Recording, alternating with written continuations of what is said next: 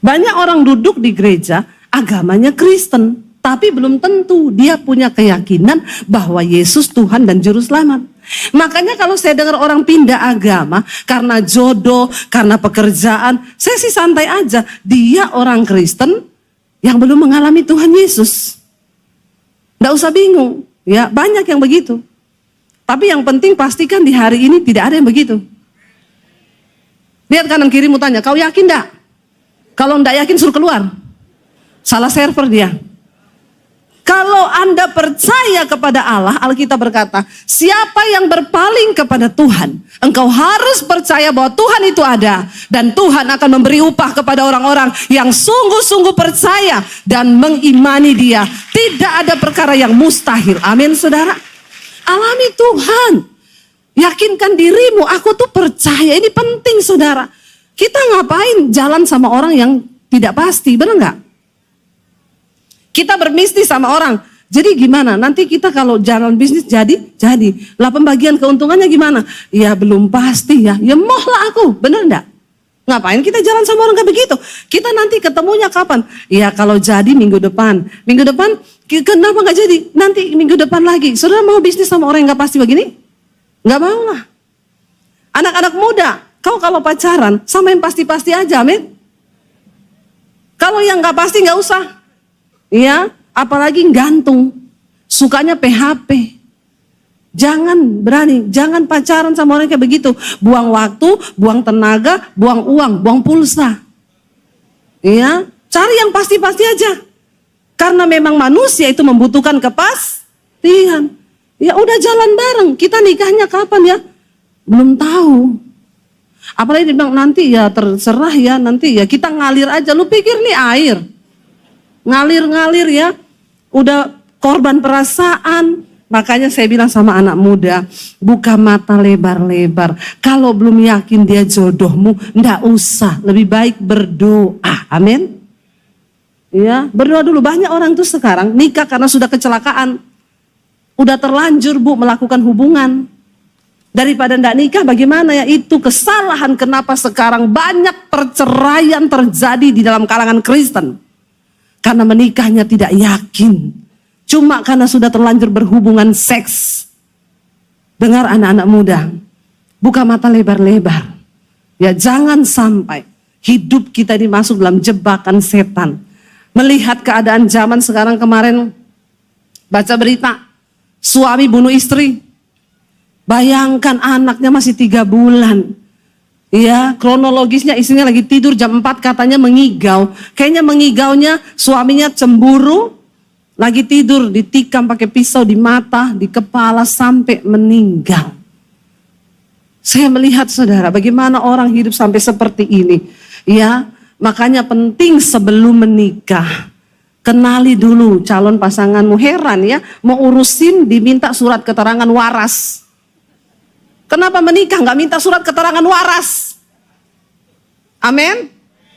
Pak Michael masukin dalam salah satu syarat gereja. Minta surat keterangan tidak gangguan jiwa.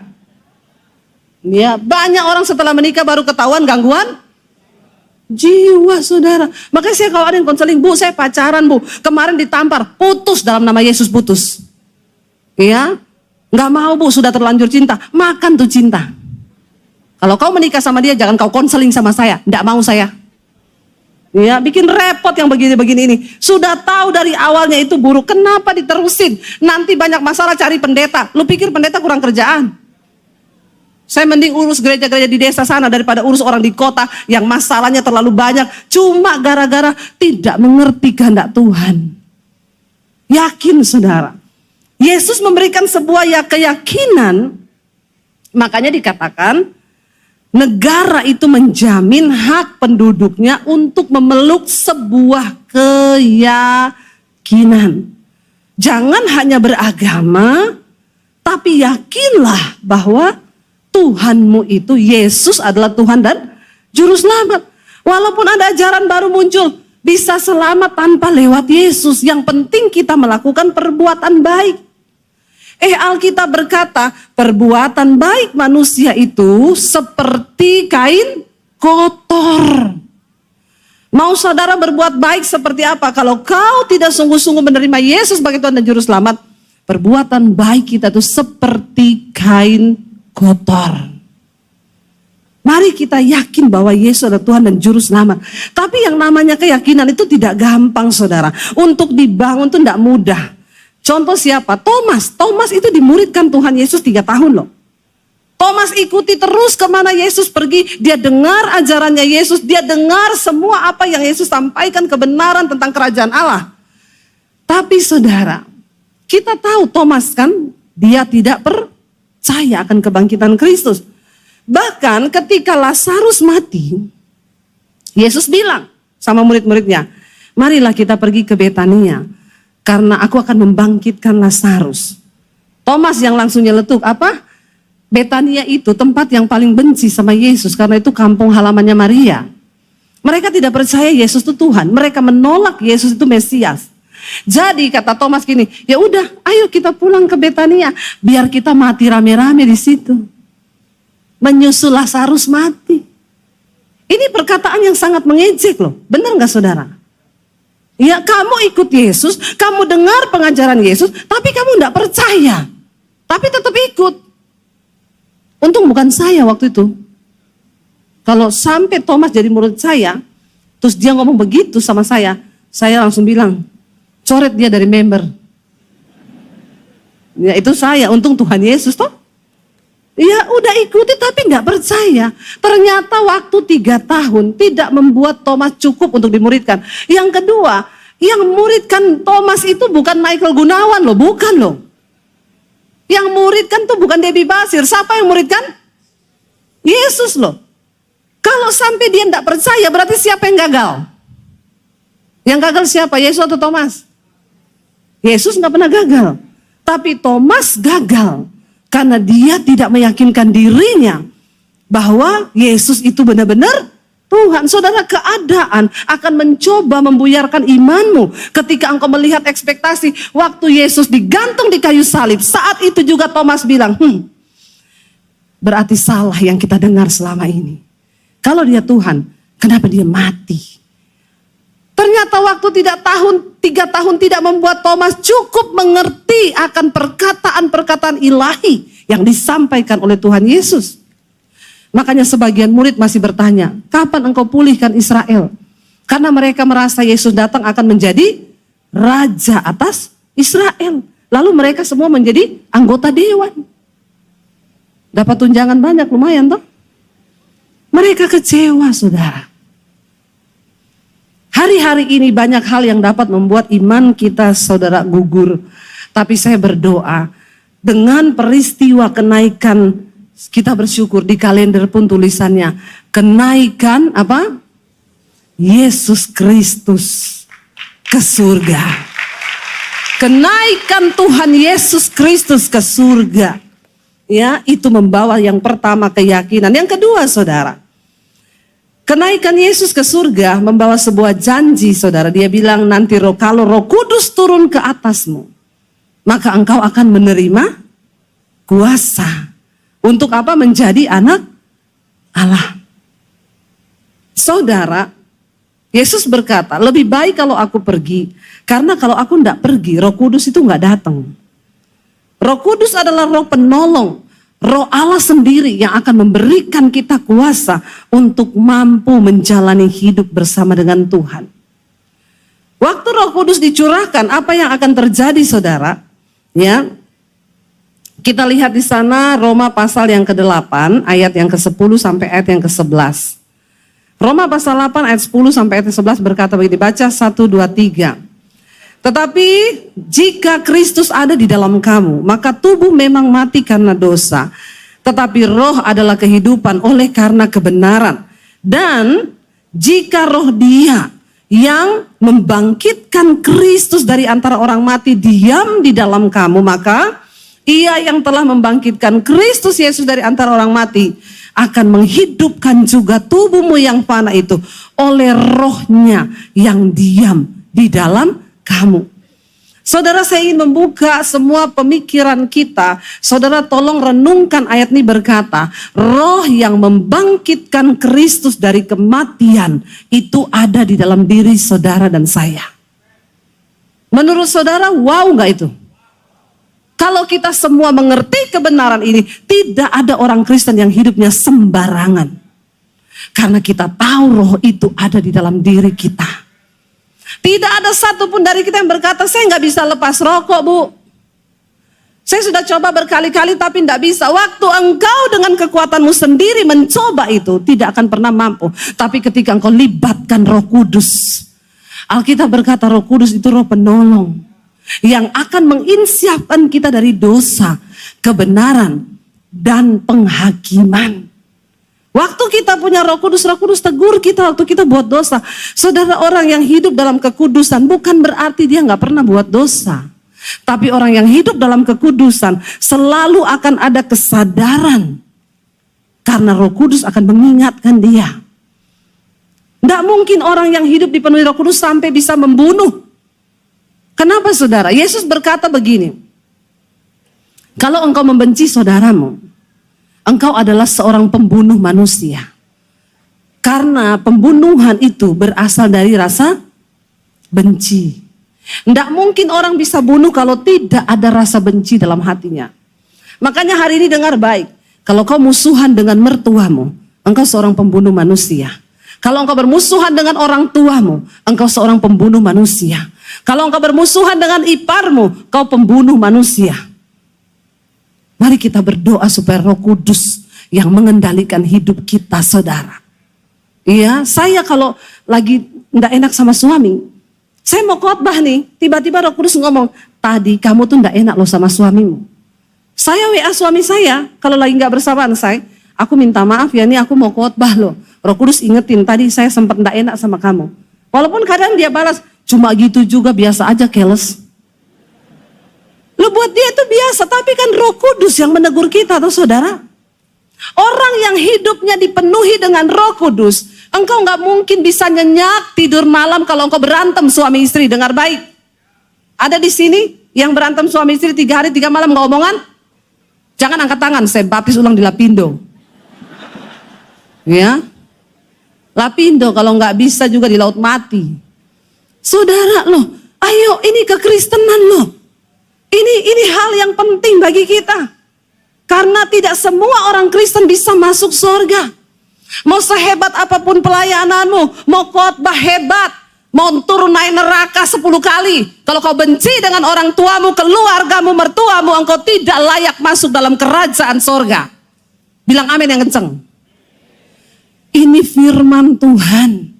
Kalau dalam perkara kecil saja kita tidak lulus, tidak ada apa-apanya ujian kita ini cuma dengan kepahitan, pengampunan. Itu masalah yang sangat kecil dibandingkan dengan ujian-ujian iman yang akan kita alami nanti, saudara.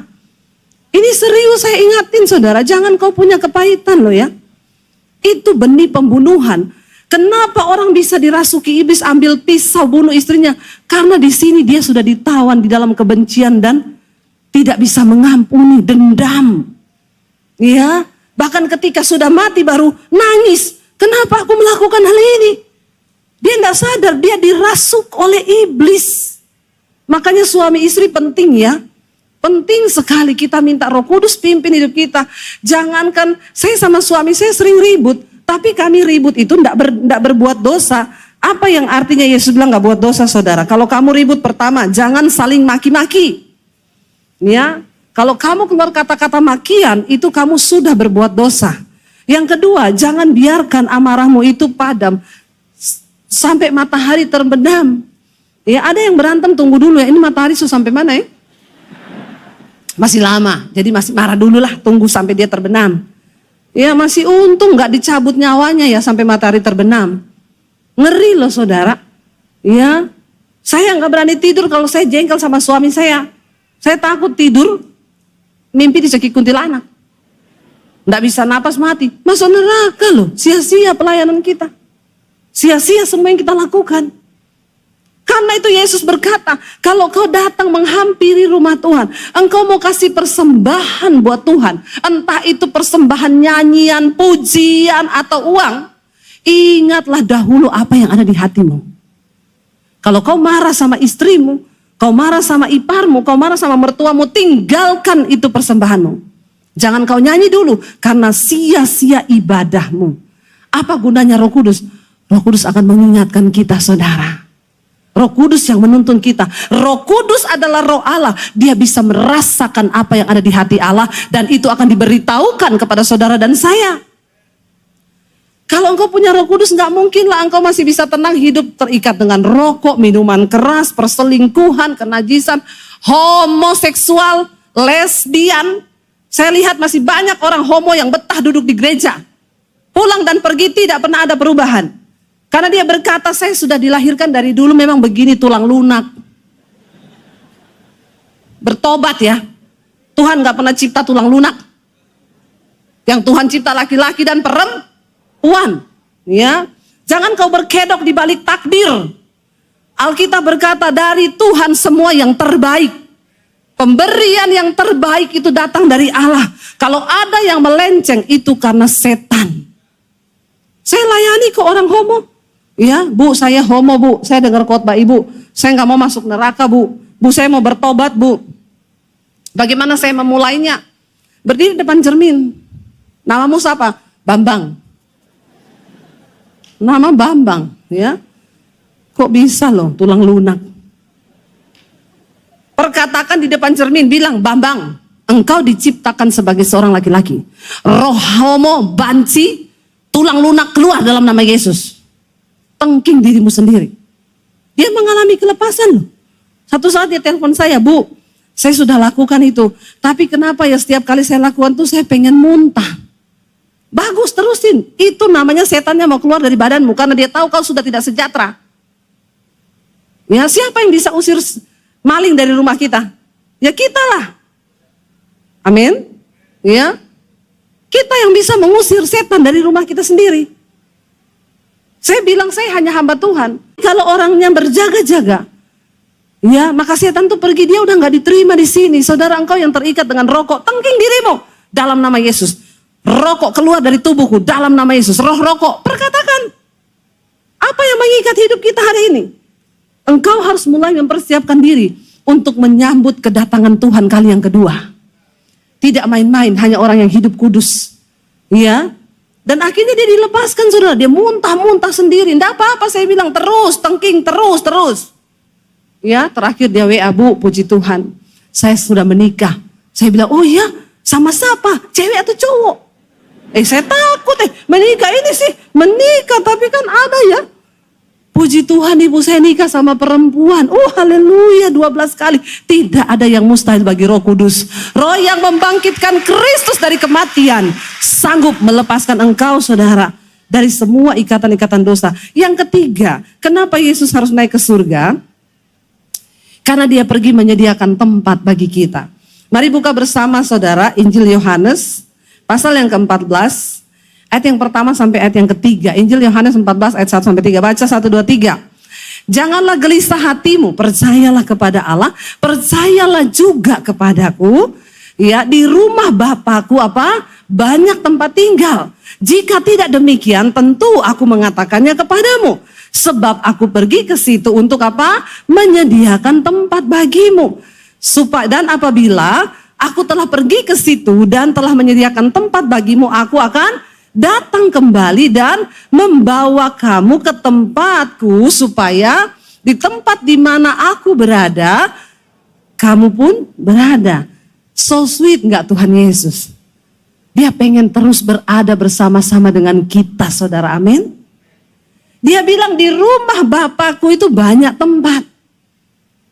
Pertanyaannya, saudara, apa hal yang paling menakutkan dalam hidup manusia? Ada yang tahu? Apa yang paling menakutkan manusia? Kematian. Ya, kematian. Semua orang tuh rata-rata takut mati. Ada di sini yang sudah siap mati? Saya enggak tanya yang sudah mau mati. Saya tanya yang sudah siap mati. Karena saudara siap atau tidak, yang namanya kematian pasti datang. Tidak penting kapan waktunya. Yang penting kita siap. Menyiapkan kematian bukan saudara beli lubang kubur di kuburan mahal. Di Jakarta banyak begitu. Saya diundang, ya datang ke pemakaman mahal saudara tempat itu. Lalu ada satu ibu bilang, Bu, saya sudah punya loh di sini kapling keluarga, 5 lubang saya beli. Anak saya 3, saya dan suami istri 5 lubang. Jadi saya langsung spontan tanya, oh iya ya Bu, jadi kapan masuk Bu? Marah dia saudara. Ibu Debbie jangan bilang begitu. Orang kalau sudah beli lubang berarti siap. Nah yang aneh kan ibu belum siap masuk lubang kubur, kenapa sudah beli kubur? Harganya 1 M, yang deket di atas itu Bu, itu harganya yang paling mahal 1 M. Saya bilang langsung surga ya Bu? Kagak sih. Oh saya pikir langsung surga. Kalau ada saya juga mau, walaupun nyicil 15 tahun. Ternyata kagak saudara. Saudara, menyiapkan kematian bukan kita beli ke liang kubur. Hidup ini loh. Tapi kita percaya satu hal, Yesus menjamin. Yesus satu-satunya Tuhan yang menjamin. Dia bilang, aku pergi duluan ya, untuk menyediakan tempat bagimu. Karena di rumah Bapakku tuh banyak tempat. Saya tadi cerita, teman saya orang Amerika. Dia ajak kami ke Amerika, ya saya pelayanan sekalian jalan-jalan saudara. Itu dia berangkat, dia waktu itu ada di Indonesia. Dia pulang duluan, padahal perbedaan keberangkatan kami hanya beberapa hari. Saya bilang gini, Bapak Ibu, kenapa sih Bapak Ibu pulang duluan? Kenapa kita tiketnya nggak bareng-bareng aja? Kan seru gitu loh, kita terbang bareng-bareng ke Amerika berempat. Dia jawab gini, jangan Bu, memang saya sengaja bikin begitu. Kenapa? Saya pulang duluan, saya mau atur kedatangan Ibu di sana. Saya siapkan semua tempat, saya siapkan kebutuhannya Ibu, supaya Ibu Bapak datang itu semua sudah siap. Saya senang loh mendengar itu loh, itu cuma perkataan seorang manusia. Lah bagaimana kalau Yesus yang ngomong, dia bilang, aku pergi duluan untuk menyediakan tempat bagimu, supaya di mana aku berada, di situ pun kamu berada. Saudara sudah mengikut Tuhan yang benar. Dia menjamin keselamatan kita, bukan hanya di dunia ini saja, tapi sampai pada hidup yang akan datang. Karena kenapa saudara? Dunia ini bukan tempat tinggal kita yang sesungguhnya loh. Dunia ini hanya sementara. Ini adalah persinggahan. Ada satu tempat kediaman surgawi yang sudah Tuhan sediakan bagi setiap saudara dan saya. Dan itu di surga. Satu kali saya naik pesawat ke Kalimantan bersebelahan dengan seorang ibu. Bu, mau permen? Saya bilang gitu. Oh iya mau Bu. Ibu mau kemana? Sama kayak ibu, mau kemana? Kalimantan. Oh iya sama. Dia tanya, waktu itu dia panggil Mbak kerja di mana Mbak? Saya bilang, coba ibu tebak saya kerja di mana?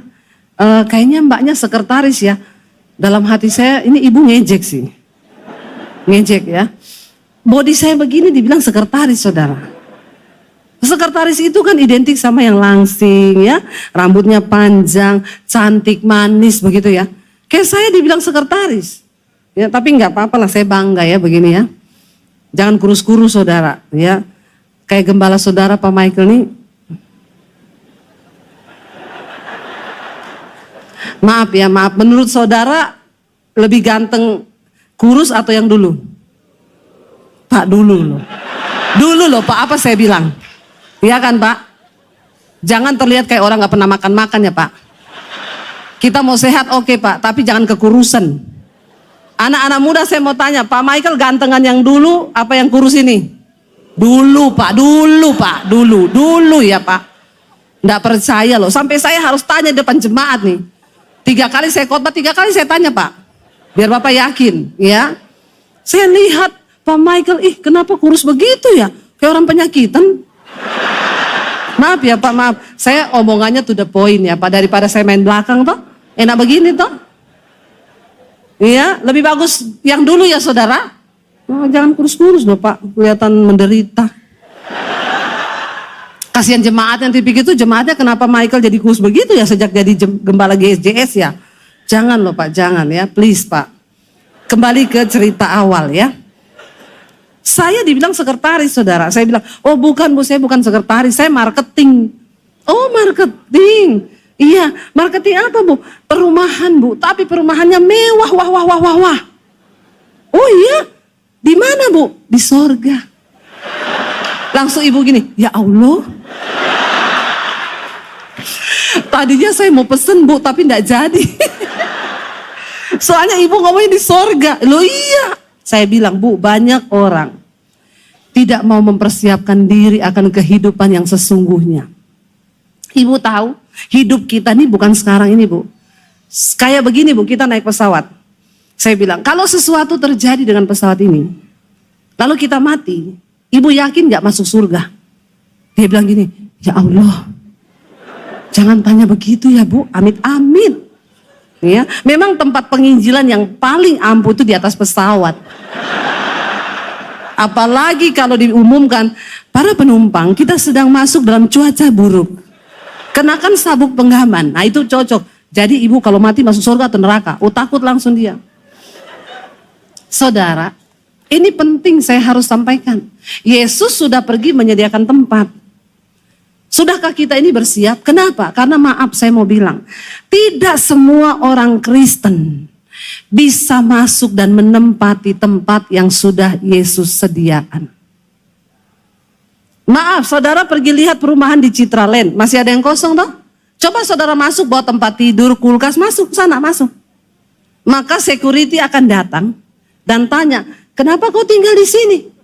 Ya saya mau aja, ini kan perumahan. Maaf ya, yang masuk di sini ada syarat dan ketentuan. Ada tanda bintang, syarat dan ketentuan berlaku.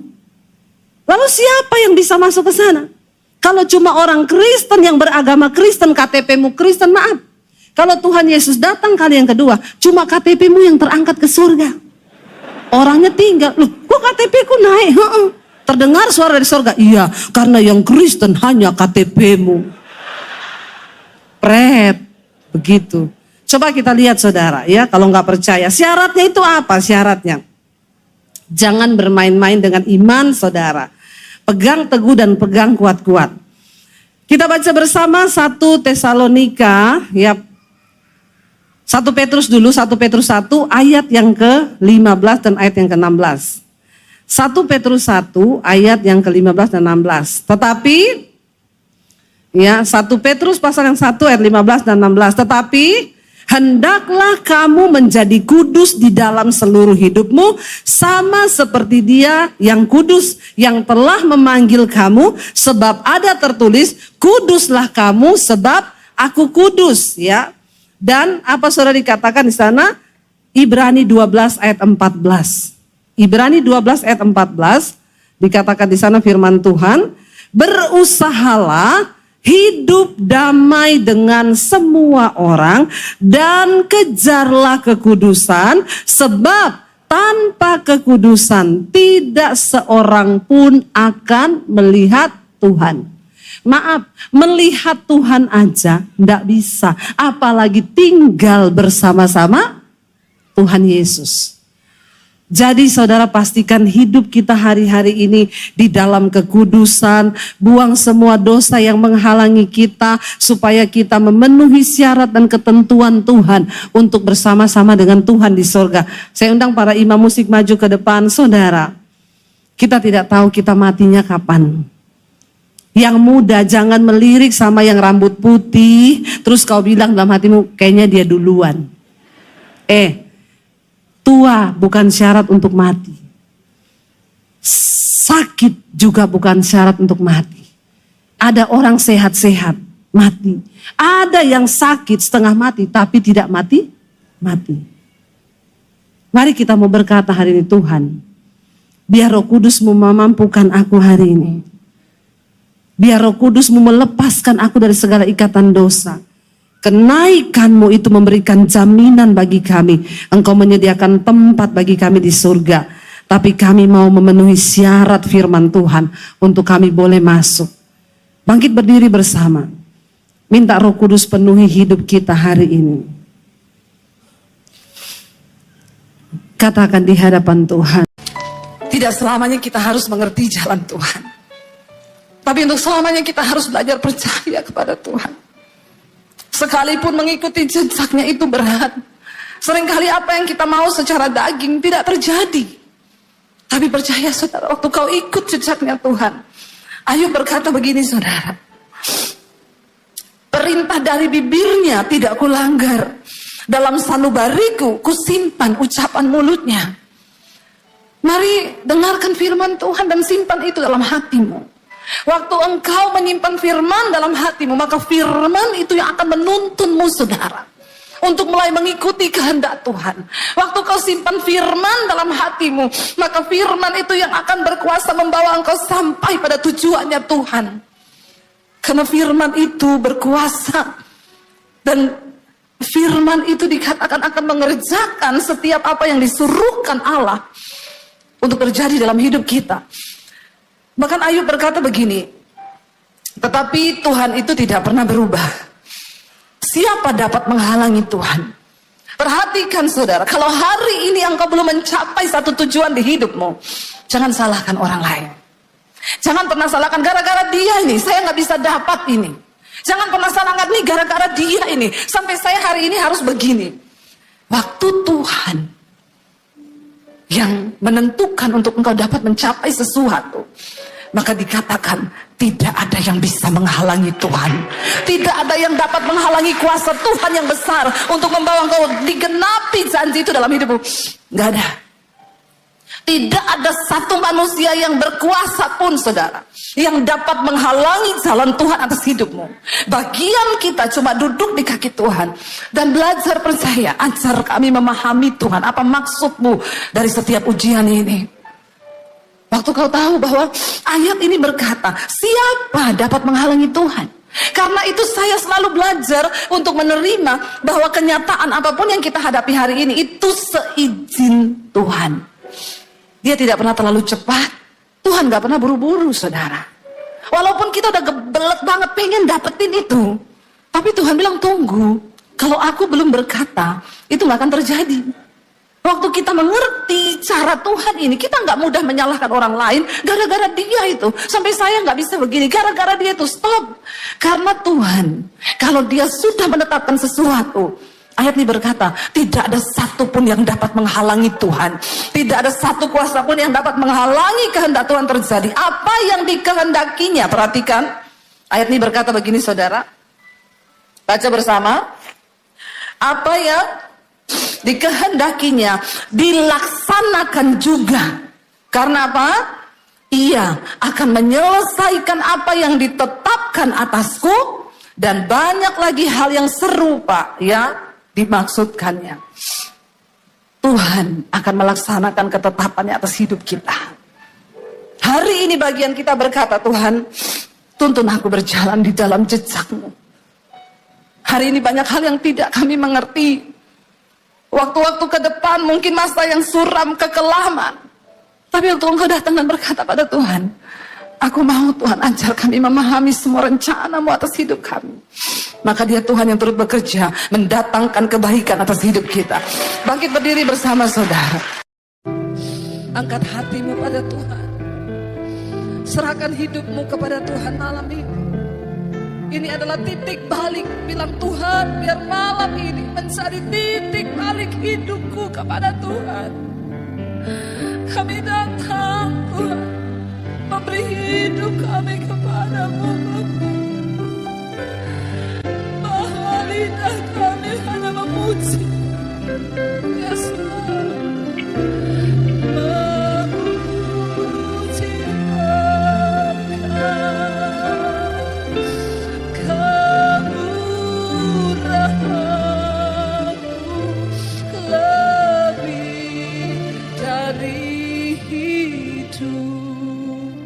Tutup mata dalam hadirat Tuhan. Bapa, lihat setiap hati kami malam ini. Kami datang Tuhan. Tuhan yang tahu hidupmu masing-masing saudara. Dan malam ini dia cuma mau engkau beri hidupmu yang sungguh-sungguh bagi dia. Tidak peduli dosa apapun yang sedang hari ini engkau lakukan. Tuhan tidak pernah melihat masa lalu. tapi dia tunggu Engkau yang sekarang untuk menyerahkan hidupmu kepada Tuhan.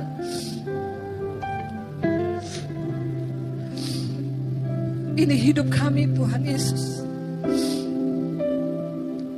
Berapa banyak di antara saudara yang mau sungguh-sungguh menyerahkan hidupmu pada Tuhan? Angkat tanganmu di tempatmu, saya akan berdoa.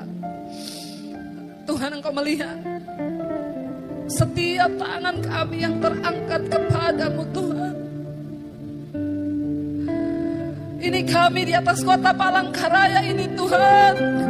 Kami datang menyerahkan hidup kami kepada Tuhan. Biar kemurahan-Mu nyata di hidup kami Bapa.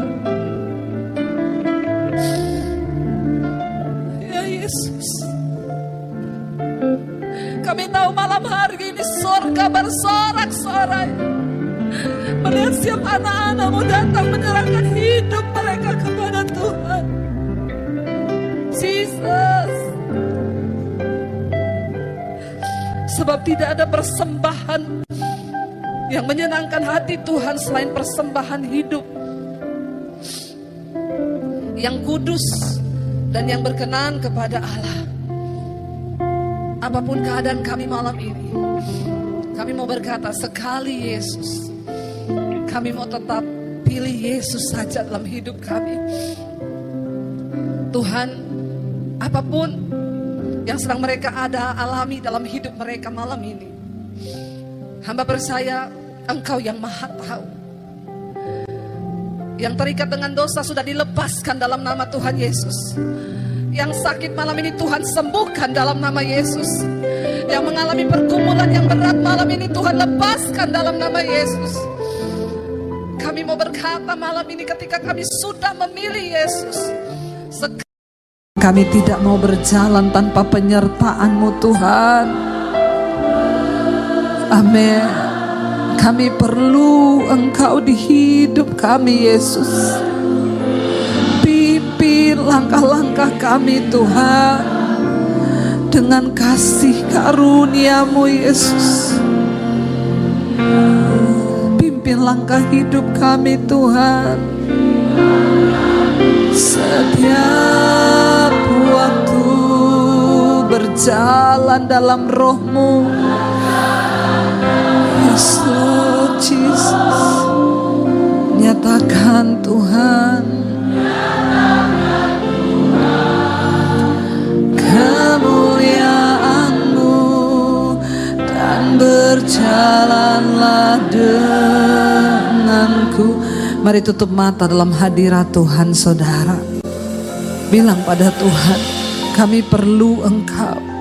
Kami tidak bisa berjalan di hidup ini tanpa Tuhan. Kami perlu Tuhan dalam hidup kami.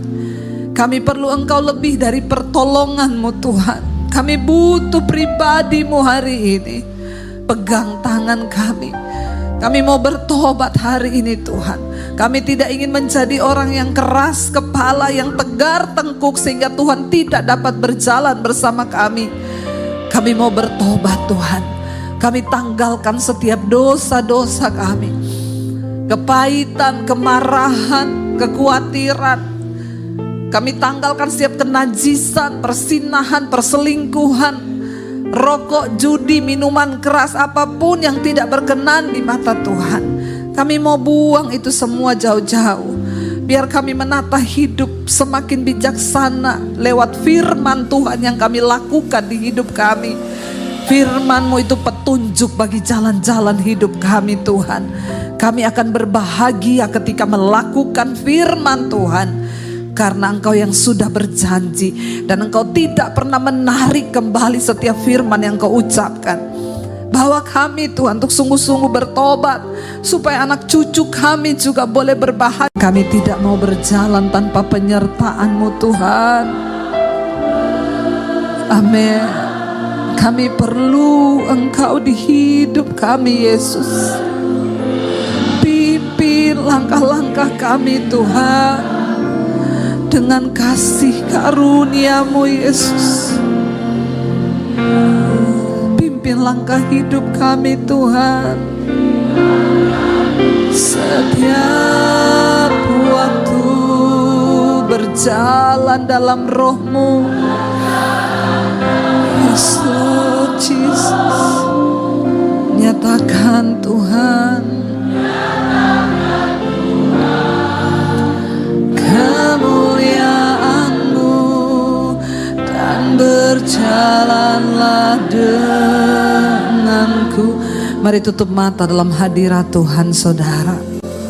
Bilang pada Tuhan, kami perlu Engkau. Kami tidak bisa berjalan di hidup ini tanpa Tuhan. Kami perlu Tuhan dalam hidup kami. Kami perlu Engkau lebih dari pertolongan-Mu Tuhan. Kami butuh pribadi-Mu hari ini. Pegang tangan kami. Kami mau bertobat hari ini Tuhan. Kami tidak ingin menjadi orang yang keras kepala, yang tegar tengkuk sehingga Tuhan tidak dapat berjalan bersama kami. Kami mau bertobat Tuhan. Kami tanggalkan setiap dosa-dosa kami. Kepahitan, kemarahan, kekhawatiran. Kami tanggalkan setiap kenajisan, persinahan, perselingkuhan, rokok, judi, minuman keras, apapun yang tidak berkenan di mata Tuhan. Kami mau buang itu semua jauh-jauh. Biar kami menata hidup semakin bijaksana lewat firman Tuhan yang kami lakukan di hidup kami. Firman-Mu itu petunjuk bagi jalan-jalan hidup kami Tuhan. Kami akan berbahagia ketika melakukan firman Tuhan. Karena Engkau yang sudah berjanji. Dan Engkau tidak pernah menarik kembali setiap firman yang Engkau ucapkan. Bawa kami Tuhan untuk sungguh-sungguh bertobat. Supaya anak cucu kami juga boleh berbahagia. Karena iman kami di hadapan Tuhan. Kami perlu kasih karunia Tuhan. Ada begitu banyak persoalan yang mungkin kami hadapi hari ini. Tapi ketika Tuhan beserta dengan kami, Engkau pegang tangan kami, ada damai sejahtera di